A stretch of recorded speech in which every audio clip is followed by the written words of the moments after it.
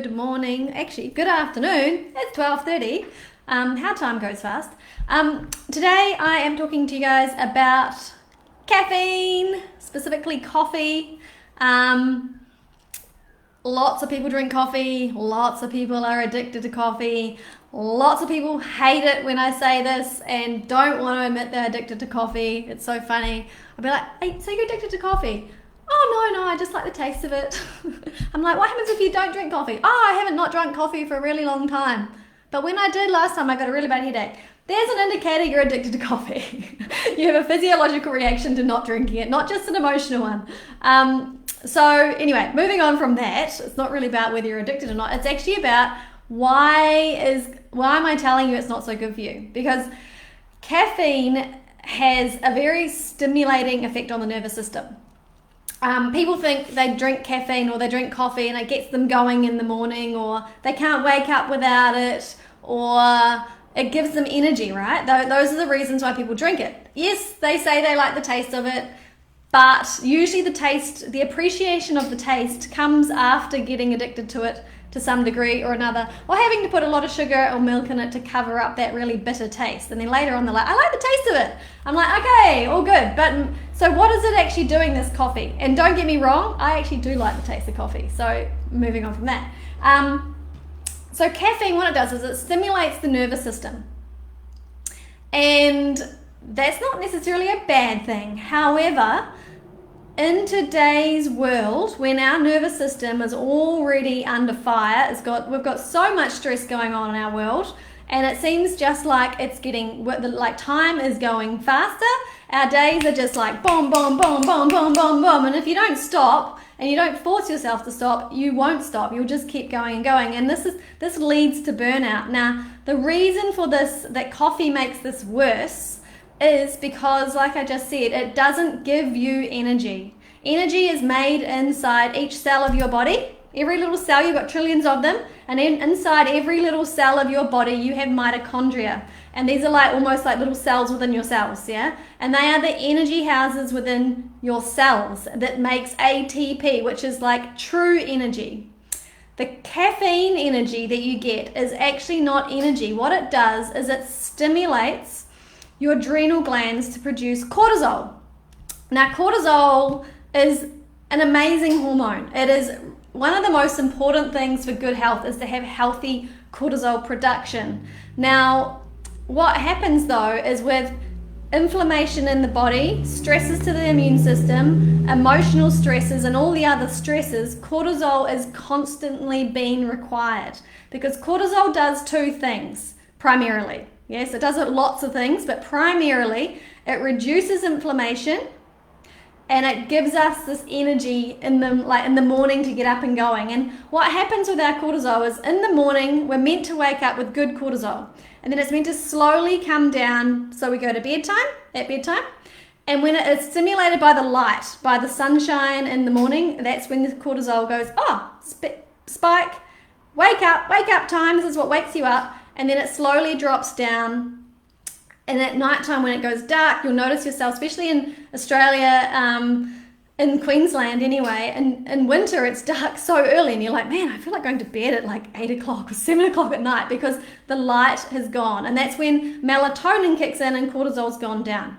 Yeah, so this is what cortisol does. One of the things it does, it's responsible for the wake-sleep cycle. Now, when we're drinking lots of caffeine, we're stimulating more and more cortisol to be produced.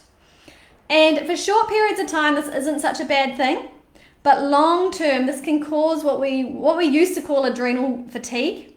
Now we call it hypothalamus pituitary adrenal axis dysfunction, just for fun. But anyhow, what happens is your body ends up not being able to produce enough cortisol, and then what happens from there is you end up with fatigue, tiredness. You also end up with reduced capacity to reduce inflammation.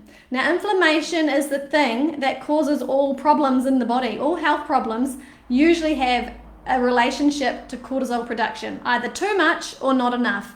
And in chronic health, and most of the chronic health problems I see, which would be anything to do with the immune system, like autoimmune, allergies, underactive, overactive, anything when it comes to hormonal stuff, period problems, weight management, blood sugar problems, anything to do with the endocrine system, because the adrenals are part of the endocrine system, we start to see a problem with cortisol.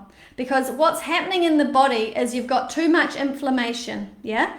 This is caused by the immune system. The immune system's like, that's bad, got to kill it. That's bad, it's got to kill it. That's bad, it's got to kill it. That's got to bad, and it's like crazy busy doing that. Now, the bad stuff, the so-called toxins, come from all sorts of directions. So they come from the stuff you stick in your mouth, the food.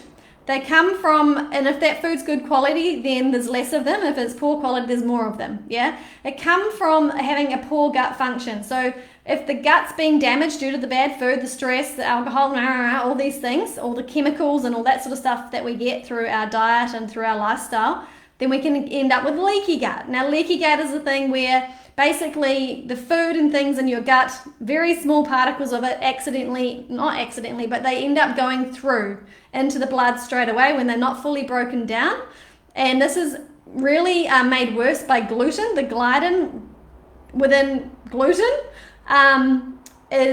opens up the membrane. Instead of being nice and closed, it opens it up, and so it goes into the bloodstream, and this is where you start getting allergies and all that sort of stuff. So the body's going, shit, there's a whole lot of inflammation, I've got to release cortisol, right, release the cortisol as much as I can. But when this happens for a period of time, like longer than like just a few weeks or months, like years, and this is the case for majority of people out there who aren't jumping up in the morning like, yay, it's the morning, it's a good day, I've got lots of energy, let's go. If you're not waking up like that, you usually have a cortisol issue. And that is most adults in Australia, New Zealand, even in the Western world today, unless they're really looking after their body, or doing lots of like work, or somehow they're just magically good, healthy people. Like I obviously work with people who are unwell. So I see the tiredness all the time. And so what happens is you get the allergies, you get the immune problems, you get the autoimmune, you get all sorts of issues going on in the body. You can get skin conditions, you can get gut problems, you can get hormone problems, everything is related, not everything, this is an exaggeration, but a lot of things are related to cortisol production. So what we need to do is we need to de-stress the body, yeah? And the best way we can de-stress the body is by eating clean, literally reducing our emotional stress, yeah? Healing the gut, doing that sort of stuff that like naturopaths and I'm always yabbering on about. And the simplest way to reduce stress, just do the simplest thing, yeah, is to stop coffee. Because when you drink coffee, your cortisol levels get pushed up through the roof, yeah? And it continues to stimulate the body for hours on end. So there's more to this caffeine story, but we want to reduce stress. We know that stress causes every condition, or at least contributes to it significantly. So, it might be easy for me to sit here and say, hey, you need to reduce your stress. And you sit there and say, Hannah, you know what? I can't reduce my stress. I've got 6 children. I've got to go to work. And you're getting maybe annoyed at what I'm saying. But the truth is, you do have one thing you can stop doing. And if you're drinking coffee, it is to stop it. And you have that ability. That is one thing you do have control over. So this is one of the things I'm always telling people to do, is to cut the caffeine.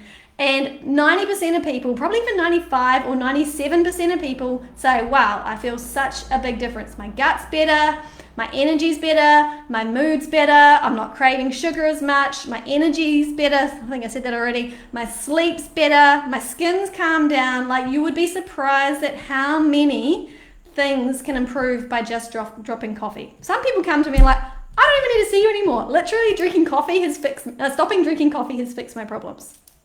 And I'm not exaggerating.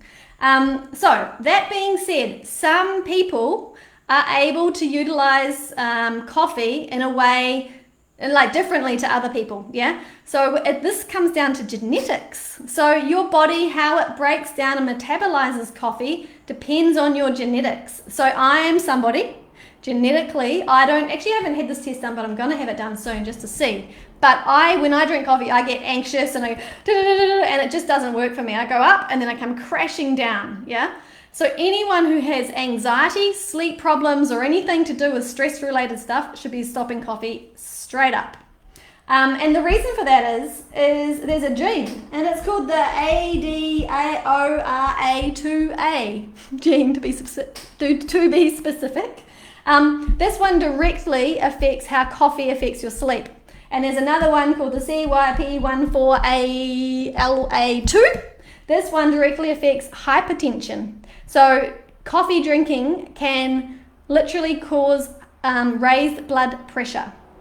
That's what hypertension is. So if you have hypertension and you're drinking lots of coffee, you may have this gene defect, and therefore by stopping coffee, ta-da, your hypertension may just magically disappear. I'm not saying that's the only thing, but it may potentially help you a lot. So there's lots of things, there's lots to do with this coffee thing. There's not one rule for everyone, but what I can say to you is this. If you've got a health problem, you're not feeling great, you want more energy, you've got hormone problems, give it a go. Just stop it.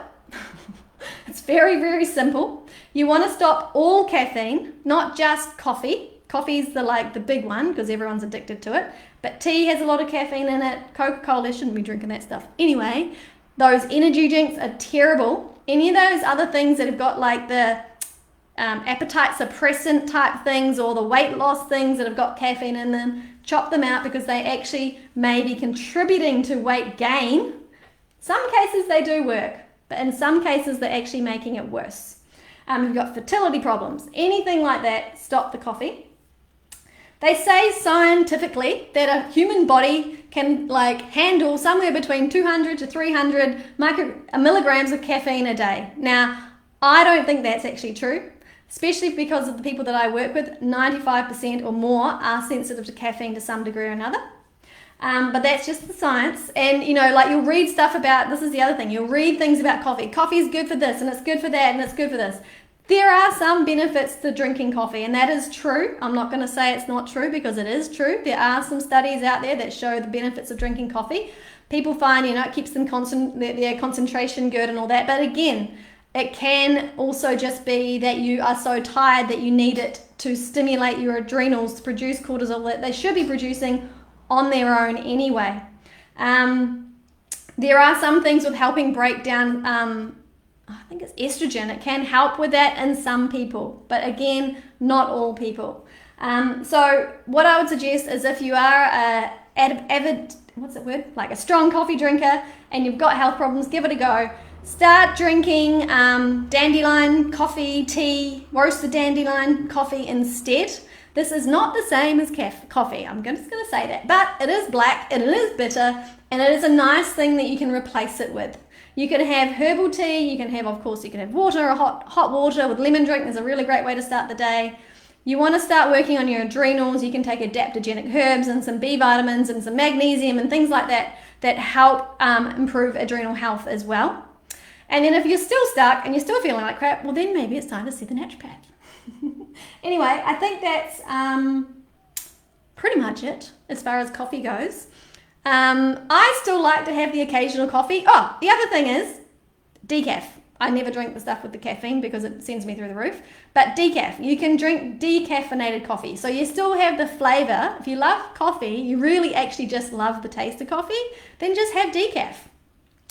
And with decaf, there's a couple of things to think about when you're doing that.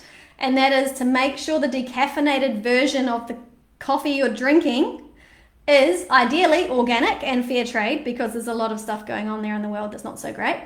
And it usually comes from places which have got, poor human rights and all that sort of thing. The second thing is to make sure the way it's decaffeinated is done using a natural process. Now, a lot of coffee is decaffeinated using chemicals.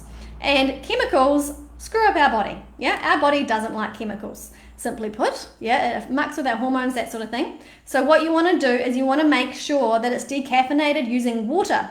So you will look on the label when you go to the supermarket or whatnot, you'll look on the label and you'll see water decaffeinated, the natural method, or you'll see the Swiss method. It's kind of got different names. When you're reading packages and labeling, if it doesn't have that written on there, then it will be decaffeinated using chemicals. The normal stuff won't tell you that it's decaffeinated using chemicals because that's not good, and people know that's not good. So when you're reading packages, just look for what they're promoting, yeah? That's the key. And then turn it over and look at the ingredients. But with coffee, you've got to look for a specific, like water decaffeinated. It'll be on there somewhere because they know you're looking for it. So yes, no to green tea for people who have problems with adrenal health and energy problems at this stage. Yeah. You may be able to go back onto green tea because green tea has a lot of antioxidants, and so does coffee. But the thing is, you can get antioxidants if you have a problem with caffeine, you've got adrenal problems, you can get antioxidants from every meal you eat. You should be, if you're eating good healthy food, it should be full of vegetables and fruit and things like that are naturally high in antioxidants anyway. And if you're really concerned, then you can always take an antioxidant supplement. So don't think that, that green tea is like, not having green tea is going to like give you cancer or anything like that. That's crazy. So yeah, just off the green tea as well as the black tea, the white tea, coffee, Coke, and energy drinks in particular. That's it, loves. Have a great day. If you guys have a question about anything related to this stuff, I can yabber on about this obviously for ages. So just put a question in the page like under these. If you have anything you want answered, I can do that next week.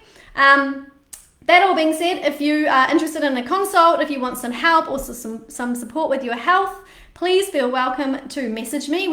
I do a free 30-minute consult with people, so you can come in and have a chat and understand what's going on, and then I can tell you how I can support you. We have a Feel to Heal for the women who are, well, not just women, but my clients. Feel to Heal is coming up next month. So if you want to come to that and learn how to process emotions, because we know emotional health is directly linked to physical health, we've got that coming up, so send us a message. The other thing that's coming up is our next clay packing detox session. This one here is strictly limited to 5 people. This is open to the public and to clients. So if you're interested in learning how to detox using clays through the skin, we put them on the hands and feet first, and then we go to areas of the body that have been damaged through operations or traumas and things like that, these sorts of things as well. We do a lot of that toxin removal. That can be really helpful as well. Oh, and there's one more thing. If you want to see more videos and do that sort of thing, you can join my group, which is Healthy Hormones Naturally. In there, there's lots of resources for you. So have a great week, everybody. We'll see you next week, same place, same time, different topic. Have a great week. Okay, see ya. Thanks for watching.